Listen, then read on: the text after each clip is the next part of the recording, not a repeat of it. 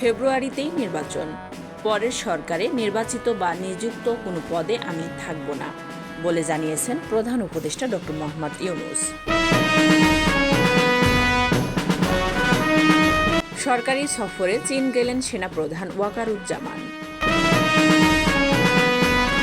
AI এর অপব্যবহার বড় চ্যালেঞ্জ হয়ে দাঁড়িয়েছে বলে মন্তব্য করেছেন প্রধান নির্বাচন কমিশনার নাসির উদ্দিন।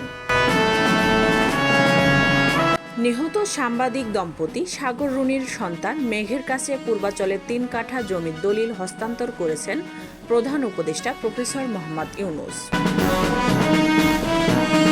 বিনা ভিসায় পাকিস্তান যেতে পারবেন কূটনৈতিক পাসপোর্টধারীরা বলে জানিয়েছেন প্রেস সচিব। জুলাই গণহত্যা, জাতিসংঘের প্রতিবেদনকে ঐতিহাসিক রিপোর্ট ঘোষণা হাইকোর্টের। নতুন করে একটি গোষ্ঠী আগামী নির্বাচনে বিএনপির বিজয় ঠেকাতে অপকৌশল করছে বলে মন্তব্য করেছেন বিএনপির ভারপ্রাপ্ত চেয়ারম্যান তারেক রহমান। ২৪ আগস্ট যেমন সত্য, একইভাবে সত্য ৭১ বলে মন্তব্য করেছেন মির্জা ফখরুল ইসলাম। পিআরের দাবিতে মাঠে থাকবে জামাত, নেবে ভোটের প্রস্তুতিও বলে জানিয়েছেন হামিদুর রহমান আজাদ। গণপরিষদ নির্বাচনের ব্যাপারে সরকারকে একা সিদ্ধান্তে আসতে হবে বলে মন্তব্য করেছেন আক্তার হোসেন।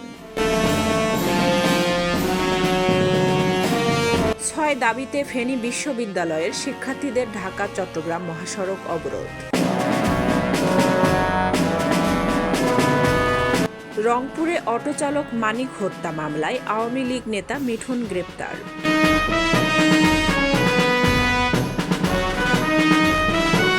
ঝিনাইদহের হরিণাকুণ্ডুতে নিষিদ্ধ পলিথিন বিক্রি ও মজুতের দায়ে জরিমানা।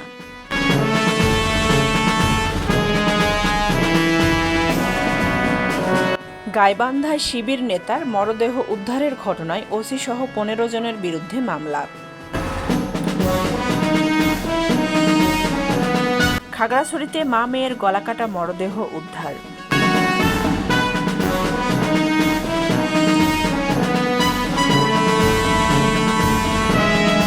চব্বিশ ঘণ্টায় ডেঙ্গুতে ৫ জনের মৃত্যু।